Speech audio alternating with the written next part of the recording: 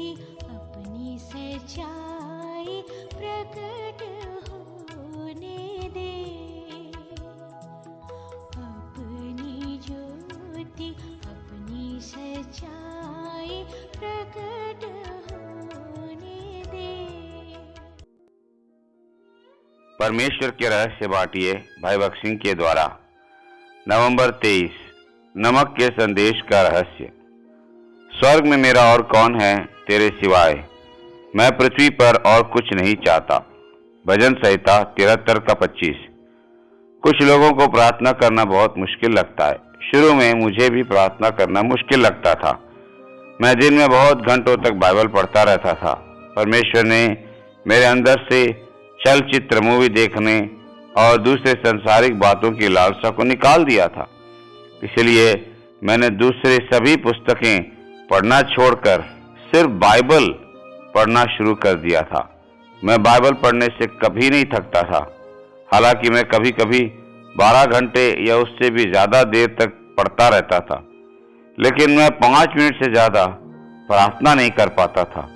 मैं बहुत कोशिश करता था, लेकिन हमेशा ही कुछ मिनटों के बाद मेरे विचार भटकने लगते थे या मुझे नींद आ जाती थी। ऐसा 2 साल तक चलता रहा, लेकिन मैं परमेश्वर का धन्यवाद करता हूं कि उसने मुझे उसके साथ बात करना सिखा दिया।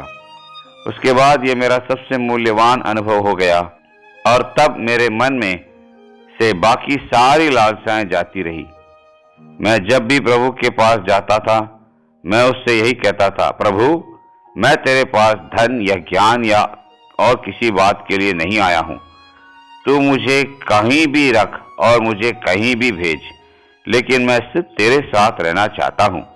मुझे सिर्फ और सिर्फ तेरे ही साथ रहने का सौभाग्य और सम्मान दे। जब भी आप इस तरह उसकी ईश्वरीय उपस्थिति में जाएंगे, तो आप अपनी सारी थकान, डर और आशंकाओं को लुप्त होता हुआ पाएंगे। आपका भय या संकट चाहे जो भी हो, आपका घाव चाहे कितने भी पीड़ादायक क्यों न हो, जब आप प्रभु यीशु मसीह के पास जाएं, तो उसे अपनी चिंताओं, मुश्किलों या पीड़ाओं के बारे में न बताएं। वह आपके बताने से पहले ही उन्हें जानता है। आप उसके आगे घुटने टिकाकर यह कहें, मैं यह समय तेरे साथ बिताना चाहता हूं, मुझे तेरी उपस्थिति में आनंद मनाने दे। तब आपकी सारी तकलीफें गायब हो जाएगी और जब आप अपने घुटनों पर से उठेंगे, तो आप आशीषित और तरोताजा महसूस करेंगे।